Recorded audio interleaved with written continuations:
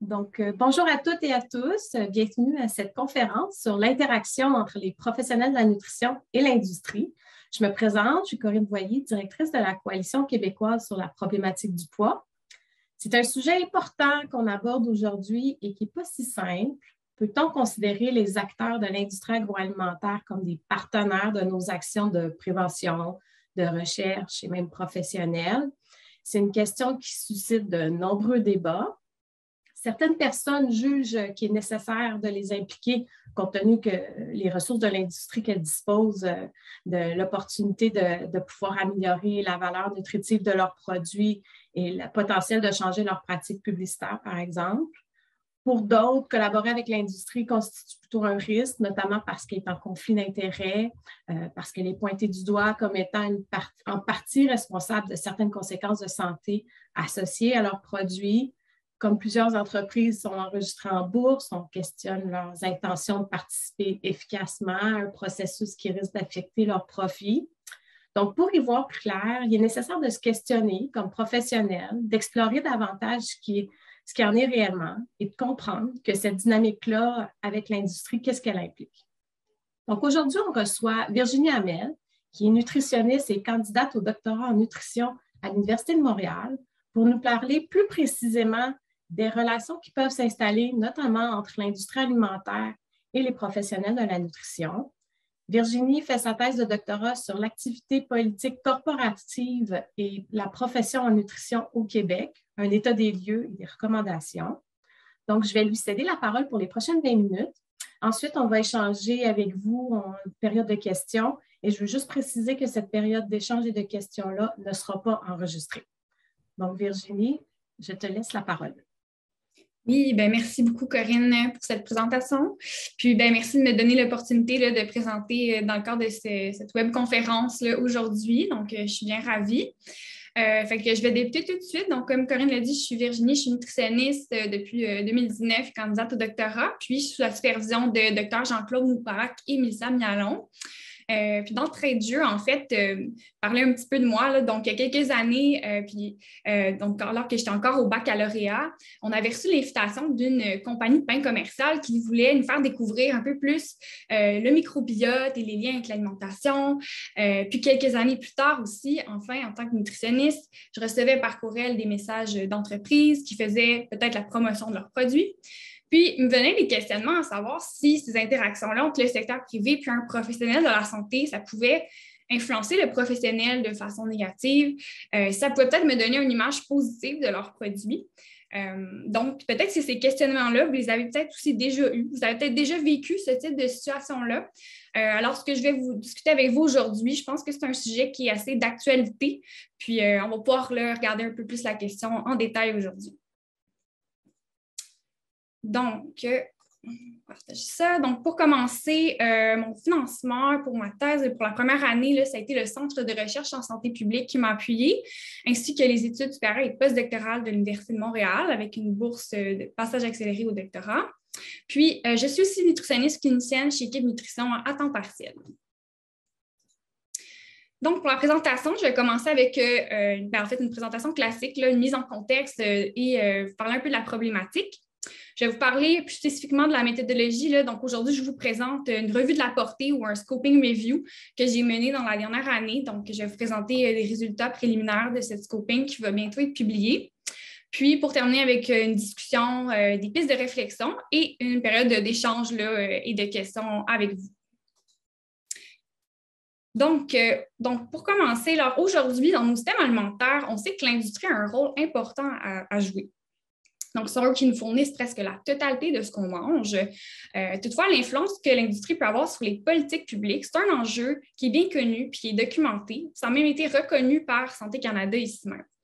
Donc, dans les dernières années, ces activités d'influence sont reconnues comme pouvant avoir un impact sur la santé de la population, puis ils font partie intégrante d'un concept émergent en santé publique qu'on nomme les déterminants commerciaux de la santé. Donc, qu'est-ce que sont les déterminants commerciaux de la santé? Donc, ce sont l'ensemble des pratiques, des mécanismes et des systèmes par lesquels les forces commerciales vont dicter et influencer la santé humaine et les inéquités en matière de santé. Donc, ces déterminants commerciaux de la santé peuvent se manifester de différentes façons. Donc, ça peut être par le marketing, ça peut être par leurs produits, peut-être qui sont plutôt moins équilibrés au niveau de la nutrition, des commodités malsaines, ou encore par l'activité politique corporative, donc qui sont en fait toutes les actions entreprises par une industrie pour façonner et influencer les politiques publiques et les réglementations à son avantage. Et moi, dans le fond, c'est cette composante des déterminants commerciaux de la santé à laquelle là, je m'attarde plus dans ma thèse, et en particulier l'influence ou les interactions auprès des professionnels de la santé. Mais pour mieux comprendre, en fait, qu'est-ce que l'activité politique corporative, je voulais vous présenter ici un exemple. Donc, on a écrit, en fait, un article publié qui a paru dans la revue de l'OPDNQ au printemps 2020 et qui portait sur l'activité politique corporative, sur une politique publique, ici même au Canada, qui est le plus récent guide alimentaire canadien de 2019. Donc, Santé Canada, comme je disais, reconnaît la problématique et s'est promis de ne pas nécessairement consulter l'industrie lors de cette refonte. Malgré tout, finalement, l'industrie peut avoir une voix et a pu déposer des mémoires sur le site de la Chambre des communes du Parlement, dans lequel il pouvait donner son avis par rapport aux recommandations qui allaient être établies là, dans ce nouveau guide. Donc, on a saisi cette opportunité pour voir c'est quoi le discours que l'industrie porte, qu'est-ce qu'il tente peut-être d'amener à Santé Canada ou peut-être de les influencer.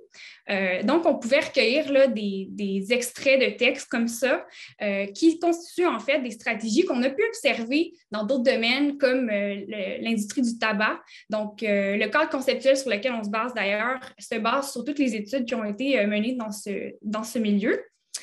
Donc, ici, c'est un exemple. Alors, le Conseil des jus du Canada, en fait, n'était pas tout à fait d'accord que les fruits ne se retrouvaient plus dans une portion de fruits. Les jus, en fait, ne se retrouvaient plus dans une portion des fruits, en nous disant que les adultes, lorsqu'ils intégraient les jus 100% purs à leur alimentation, ils étaient souvent plus minces, plus sensibles à l'insuline et moins susceptibles d'être atteints d'obésité et du syndrome métabolique. Donc, on peut douter un peu de cette citation-là, surtout compte tenu que c'était une étude qui avait été menée, là, qu'il citait par PepsiCo. Donc, on pouvait quand même se questionner. Et ça, c'est une stratégie qu'on va appeler gestion de l'information. Donc, on ne sait pas, donc on ne veut pas être sûr à 100% que ces types de mémoires-là, par exemple, ont influencé le guide. Il ne semble pas, à la lumière des recommandations qui ont été énoncées dans le guide, mais c'est ce genre de tentative-là qu'on a pu observer ailleurs dans le monde aussi et y voir là, des impacts, par exemple, et des enjeux. En fait, là, il y a plusieurs enjeux qui ont été documentés dans la littérature. Fait qu'ici, je vous présente en fait les 3 domaines sur lesquels on a observé à travers les dernières années dans la recherche où il pouvait y avoir des risques en fait sur les politiques de santé publique, la recherche et la pratique. Donc, sur les politiques, on pouvait voir l'arrêt d'un développement d'une politique de santé publique. Par exemple, si Coke, ici dans cet exemple-là, fait ses propres stratégies de reformulation de ses produits, pourquoi alors faire une taxe sur les sucres? Maintenir une politique peu efficace qui va peut-être avantager l'industrie, on peut penser au marketing destiné aux enfants. Donc, si on fait notre propre réglementation volontaire, alors pourquoi en faire une autre, même si on sait que finalement, ce qu'on voit dans les recherches, c'est que c'est peu efficace. Ça peut en fait induire en erreur, semer le doute, un peu comme je viens de vous montrer avec les stratégies de gestion de l'information. Ensuite, dans la pratique, cacophonie alimentaire, donc des informations qui vont dans tous les sens, et même atteindre la crédibilité des professionnels. Donc, ça, c'est de façon plus générale. Donc, pour ce qui est des professionnels de la nutrition et de l'industrie, pourquoi parler plus spécifiquement de cet enjeu-là? C'est qu'en fait, il y a aussi peu de données. Donc, on veut comprendre si ça a un impact parce qu'on peut se rappeler que du côté, en fait, du tabac, des gras trans, du domaine médical, ça, on en a des données, puis on a vu l'impact que ça a eu sur les politiques de santé publique, sur la santé des gens, comme dans le domaine médical, où finalement, on voyait que la promotion pharmaceutique augmentait les taux de prescription, des fois de médicaments qui n'étaient pas nécessairement indiqués. Donc, de notre côté, on veut en savoir plus et surtout que les diététistes, nutritionnistes, on est des professionnels influents, autant au terme de politique publique qu'auprès du public, donc dans leur choix alimentaire et leur santé. Donc, sans plus tarder, je vais pouvoir vous montrer là, en fait, là, la recherche que j'ai menée pour mieux comprendre là, finalement qu'est-ce qu'il y en est. Et pour ça, quand on en sait très peu sur un sujet, bien, la revue de la portée, c'est une méthode qui est très indiquée. Donc, on explore vraiment tout ce qui est disponible là, sur un sujet peu connu. Puis, notre question de recherche d'entrée de jeu, c'était que sait-on des interactions entre les professionnels de la nutrition et l'industrie, les perceptions de ces derniers quant à l'acceptabilité et les avantages, les risques associés et les stratégies pour adresser et gérer ces interactions et ces risques. Donc, si je vous fais un bref résumé de la méthode, on a suivi là, les étapes une à une prescrites là, par Arsky et O'Malley et les collègues. Puis, on a été 2 réviseurs là, pour faire tout le processus. On a fait des recherches sur 8 bases de données, dont la littérature grise. Donc, on est allé voir des thèses comme sur ProQuest, Google Scholar. Puis, on a fait une analyse là, des données, donc on a tout synthétisé ça, une partie quantitative et qualitative là, qui était avec une approche inductive générale et déductive à l'aide de données qui existaient déjà, surtout pour le volet stratégie. Donc, ici, quelques résultats principaux. Alors, on a recueilli 114 documents, ce qui incluait des articles de journaux, donc comme autant des commentaires, des rapports, des prises de position, des abrégés de conférences, des livres, des articles de revues professionnelles, des bulletins de nouvelles professionnels. Et ce qui est intéressant aussi, c'est qu'on a remarqué qu'il n'y avait pas simplement l'industrie alimentaire et des boissons qui s'intéressaient à la profession, mais aussi l'industrie pharmaceutique avait des interactions, les préparations commerciales pour nourrissons, l'industrie de la biotechnologie, l'agrochimique, l'alcool, la technologie médicale, et il y avait d'autres textes aussi qui étaient plus généraux sur l'industrie. Et les textes, en fait, là, les documents, des fois aussi, abordaient plus d'une industrie à la fois. Donc, c'est pour ça que les pourcentages n'abtiennent pas à 100%. Ici, on a le schéma de droite, en fait, c'est le nombre d'articles publiés par année inclus dans notre revue. Donc, ce qu'on peut voir, c'est qu'il y a un intérêt quand même croissant avec le temps et aussi qu'on en parle depuis longtemps. Donc, on avait un article qui datait de 1980. Alors, on était très inclusif là, pour essayer d'aller chercher là, toutes les informations sur le sujet puis avoir un portrait là, complet. Donc, où est-ce qu'on en a déjà parlé aussi dans le monde? Donc, nous, sans surprise, là, on a constaté que c'était aux États-Unis qu'on en parlait le plus. Donc, 51% des documents là, avaient été publiés aux États-Unis. Puis, je vous ai mis là, aussi le Canada, là, qu'on avait simplement 7 documents sur les 114. Puis sinon, si vous pouvez voir en couleur, c'est qu'en Amérique latine aussi, on avait plusieurs études. Deux pays en Afrique, le Nigeria et l'Afrique du Sud, l'Océanie, la Nouvelle-Zélande, quelques pays d'Europe et d'autres qui étaient plus de perspective globale ou une étude là, qui était comme sur l'Europe de façon générale. Donc ça, c'est à garder en tête là, que c'est surtout aux États-Unis là, les résultats. Donc voilà, alors je vais passer à la section qui est peut-être le plus intéressant, donc la synthèse de tout ça.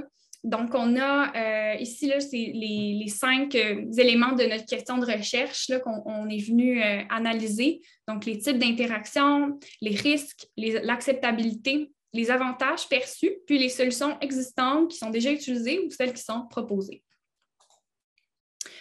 Donc, pour commencer, je vous présente en fait les canaux, en fait, là, les types d'interactions qu'on peut avoir là, avec l'industrie. Puis, nous, ce qu'on a fait, c'est qu'on a identifié qu'il y avait plusieurs canaux par lesquels on pouvait interagir avec l'industrie. Donc, tout d'abord, on peut interagir de façon directe. Donc, comme tantôt, je parlais de peut-être des courriers qu'on reçoit. Ça peut être aussi de faire affaire avec une marque pour endosser son produit sur les réseaux sociaux. Donc, ça, c'est une interaction qui va être directe. Ensuite, dans les institutions en éducation, aussi, on peut avoir peut-être l'exemple que je vous ai dit tantôt aussi comme étudiante, donc l'industrie qui invitait les étudiants à aller faire une activité. Ça peut être sur le campus ou à l'extérieur. Ensuite, les interactions avec les associations et organisations professionnelles. Donc ça, je vais vous montrer à la prochaine diapositive quelques exemples. Dans le milieu de travail, ça peut être un midi conférence avec une industrie pharmaceutique. Puis aussi, on peut interagir via d'autres professionnels, peut-être une nutritionniste qui travaille pour l'industrie ou ça peut être un médecin aussi ce qu'on a vu en fait dans la littérature, des fois, c'était un médecin là, qui nous proposait de vendre un produit aussi, par exemple. Et enfin, bien sûr que le site web de l'industrie et toute sa publicité, là, c'est un canal en soi, puis avec lesquels on peut interagir avec l'industrie. Donc, ici, quelques exemples. Donc, une des grandes catégories qu'on avait d'interaction avec l'industrie, donc à travers les associations professionnelles, c'était l'éducation des professionnels. Donc, il y avait dans certains cas, on mentionnait qu'on pouvait fournir des unités de formation continue qui étaient peut-être faites en partenariat ou financées par l'industrie à travers l'association ou l'ordre professionnel. Sinon, il y avait aussi l'implication dans des événements scientifiques. Donc, ça, c'est vraiment revenu souvent qu'ils participaient, donc soit en ayant carrément une conférence qui était organisée par eux, un symposium, un conférencier qui a des liens ou qui est payé par l'industrie, c'était aussi... ça a été observé, des kiosques, des expositions. Donc là, ici, j'ai une photo qui était issue d'un des articles. Et c'est une expo de cuisine, en fait, menée par Abbott, qui est une compagnie pharmaceutique qui a aussi des produits de style supplément là, de repas. Et ensuite de ça, bien, évidemment, la distribution de matériel promotionnel, éducatif. Des fois, on fournissait les repas, les boissons, ou encore commanditer l'événement dans son ensemble. Donc, évidemment, je pourrais vous parler pendant 1 heure là, de toutes les interactions, mais pour passer là, plus vite, donc on va déjà au risque. Et encore une fois, on a séparé selon le risque était pour qui. Donc, on avait des risques qui étaient généraux, qui s'appliquaient pas mal à tout le monde, des risques qui étaient pour les politiques publiques. Donc, certains considéraient que ces interactions-là pouvaient influencer les politiques publiques d'une certaine façon, de façon indirecte. Sinon, il y avait des risques qui étaient énoncés pour les professionnels et les organisations, donc qui s'adressaient aux deux. D'autres qui étaient pour les professionnels seulement et d'autres pour le public. Donc, pour vous donner quelques exemples de risques qui étaient identifiés pour les professionnels, bien, on disait que ça pouvait, en lien un peu avec ce que je viens de vous montrer, influencer l'éducation des professionnels, donc en peut-être influençant le contenu de certains événements scientifiques. Un bon exemple, c'était une conférence au Brésil où finalement on avait retiré une section ou une conférence parce que le contenu, en fait, l'industrie qui finançait l'événement n'était pas d'accord avec le contenu. Donc, c'est un exemple quand même concret. La formation continue, en fait, ça peut avoir un impact sur le contenu en soi, aussi peut-être d'aller vers une formation qui est financée, qui va coûter moins cher. On va choisir celle-ci plutôt qu'une autre. Donc, ça va quand même influencer vers quoi on va aller se former. Et même influencer la carrière des étudiants ou les programmes éducatifs en nutrition. Puis pour le public, je vous mettais un exemple. Donc, on parlait souvent de confusion chez le mangeur. Donc, c'est comme la cacophonie que je vous parlais précédemment. Pour les avantages, encore une fois, on les a séparés selon quel groupe. Puis, je vous montre aussi là, quelques exemples d'avantages. Donc, pour les professionnels et les organisations, bien, on mentionnait souvent que ça permettait de faire connaître l'organisation et ses membres envers le public ou faire connaître l'organisation auprès des membres. Donc, c'est comme une forme de publicité d'avoir ces partenariats-là ou des interactions avec l'industrie. Ou encore pour le public, bien, qu'est-ce que ça peut leur apporter? Bien, on parlait souvent d'offrir de l'éducation, de l'information à la population.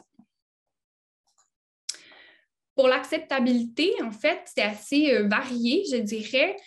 Donc, autant on avait certains qui encourageaient les interactions. Donc, comme ici, c'est l'Association américaine de diététique aux États-Unis qui disait que l'industrie était un allié, finalement, quand venait le temps de donner des informations complètes et fiables, qu'on devait continuer à travailler avec l'industrie pour façonner les choix alimentaires, les connaissances et l'habileté d'être plus critique envers la nutrition et l'alimentation pour le public. D'autres disaient que c'était acceptable, donc ça, on y allait plus dire, c'est comme un mal nécessaire. Là. Donc, on n'a pas le choix, on ne pourra pas faire nos activités sans l'industrie, on a besoin de partenaires. C'est une necessary part of this, une partie essentielle de l'équation. Donc voilà, ça, c'est des exemples de citations qu'on a retirées pour ces catégories-là. Puis d'autres, en fait, étaient plus nuancés en disant ça dépend, en fait, du type d'industrie. Donc, est-ce que je vais m'associer avec Coke ou une compagnie de boissons sucrées ou un petit maraîcher de fruits et légumes? Donc, c'est deux choses différentes.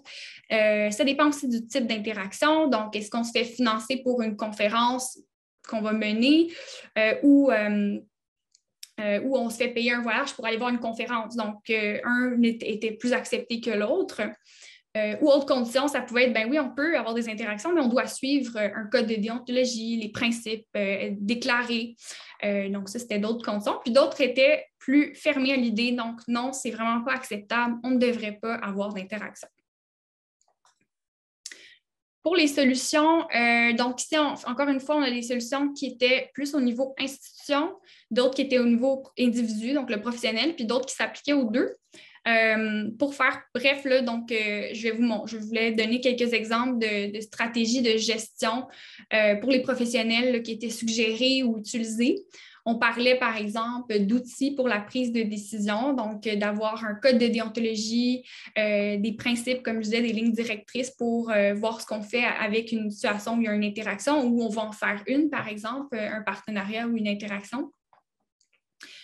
Un discernement individuel, donc de balancer les risques ou les bénéfices d'une interaction, donc en prévision de vérifier les faits, les références. Donc ça faisait surtout référence à lorsqu'on se promène peut-être dans des kiosques d'exposition dans une conférence où il y a beaucoup d'industrie, on peut aller revérifier, revalider l'information qui nous a été transmise, même juste pour une conférence. Sinon, on nous disait, fiez-vous à votre bon jugement professionnel. Ensuite de ça, on disait, vous pouvez aussi aller consulter un collègue ou un comité d'experts d'éthique qui pourrait vous aiguiller sur la question en cas de doute là, lors d'une interaction.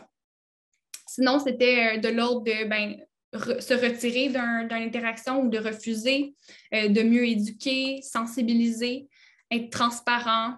Puis, il y avait d'autres solutions là, que je ne pourrais pas vous détailler aujourd'hui. Donc, voilà. Alors, pour terminer, quelques faits saillants de cette revue-là. Donc, on remarque plusieurs canaux, plusieurs types d'interactions qui augmentent en fait les chances d'interagir et d'être exposé aux risques identifiés là, tout au long de notre carrière. On a aussi des similitudes avec la recherche qui entoure les interactions entre l'industrie et les autres professionnels de la santé, que ce soit les médecins, les infirmières. Donc, on voit quand même qu'il y a des interactions qui se recoupent. Au niveau de l'acceptabilité, donc on voit que l'acceptabilité est hétérogène au sein de la profession et de la communauté scientifique. Donc, au même titre que ce l'était là, dans les études de Randy en lien avec les soins infirmiers aussi. Ensuite, au niveau des risques, il y en a pour tous les groupes et même pour les politiques publiques. Et enfin, il y a plusieurs pistes de solutions, mais on ne sait pas nécessairement leur efficacité.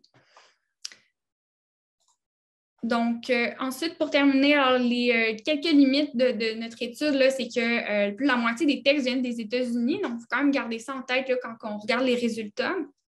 C'est un contexte différent. Ensuite, on n'a pas évalué nécessairement la qualité des études, ce qui n'est pas nécessairement attendu dans un scoping review, mais c'est sûr que ça peut être quelque chose d'intéressant pour le futur, quoiqu'on avait beaucoup, comme je disais, de textes de style commentaire aussi, éditorial, donc ce n'est pas des textes qu'on peut vraiment évaluer une qualité. Puis qu'en fait, là, on a quand même considéré des données non empiriques justement de ces commentaires-là qui souvent allaient donner des exemples d'interaction, mais c'est sûr que ce n'est pas quantifiable, par exemple, comme peut-être d'autres études ont pu le faire. Ensuite de ça, comme on l'a pu le voir, il y a un nombre croissant de publications avec le temps, mais malgré cet intérêt-là, il y a quand même peu de données empiriques. Donc, on a vraiment besoin de plus de recherches pour mieux comprendre le phénomène ici, parce que comme vous l'avez vu, il manque pas mal de données au Canada. Puis en fait, là, pour terminer aussi, là, donc, c'est un projet qu'on fait avec et pour la profession parce qu'on sait que ça peut quand même, c'est pas tout le monde en fait qui est d'accord avec le sujet, mais si jamais vous avez envie de donner votre avis, donc on va de vous impliquer d'une certaine façon, là, on va faire passer un sondage probablement au printemps pour mieux comprendre ce que peut-être les nutritionnistes ici vivent par rapport à ça. Est-ce qu'ils vivent des interactions, puis qu'est-ce qu'ils pensent? Donc ça, je vais vous inviter là, à participer. Puis, ultimement, aussi, notre but, c'est de développer une formation justement pour être en mesure dans tous les secteurs d'activité de savoir quoi faire là, si jamais on a des doutes par rapport à certaines interactions. Donc, voilà, je voulais remercier ma collègue Martha Hennessy avec qui j'ai fait le Scoping Review, Myriam Grondin, la bibliothécaire qui nous a aidé à développer la stratégie de recherche, Mélissa Mialon, qui est ma co-directrice, mon directeur Jean-Claude Moubarak pour son support et toute l'équipe de la Coalition Emploi ainsi que le Centre de recherche en santé publique.